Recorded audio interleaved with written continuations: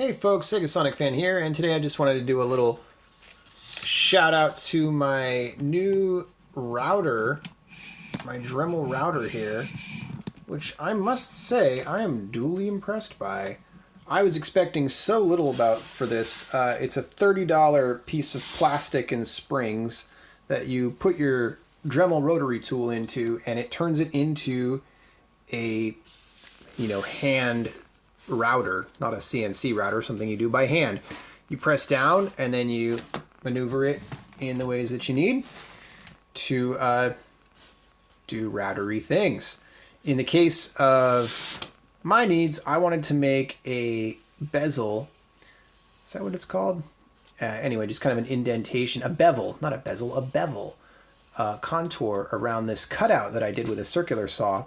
I did this entire thing by hand, and I gotta say, while it's far from perfect, and of course not what a machine can do, the results are much better than I was expecting. And I used a circular saw bit, which I believe I put away now, but and then I went in and did some corrections with just a sanding bit like so. Then I used the router bit to do the bevel cut, and then at the end I used a 120 grit sander to kind of clean it up a bit, just to let you know the steps. I haven't tried the circle cutting. This does circle cutting, and it helps you do edge cuts as well. So it's kind of a multi-purpose deal. But I just wanted to show what it does sort of in the basic way. And that is, it's got these two springs, and this handle you can actually loosen. If I get it the other way around again, it's this one, so it's the right one. You can loosen or tighten. And once you get it to where you like, you can tighten it, to where you want it to be. And then what you do is you go around. I was actually doing it this way from behind, which actually works a little better, I think, because then you go over here and you can tighten the top nut here or the bottom nut here, because this right here is your stopper. That's your limit. And so you can push this in to move it freely up and down. But once you get it where you like it, after pushing that in, you let go, you lock the two nuts in either direction, and then you can lock this guy as well.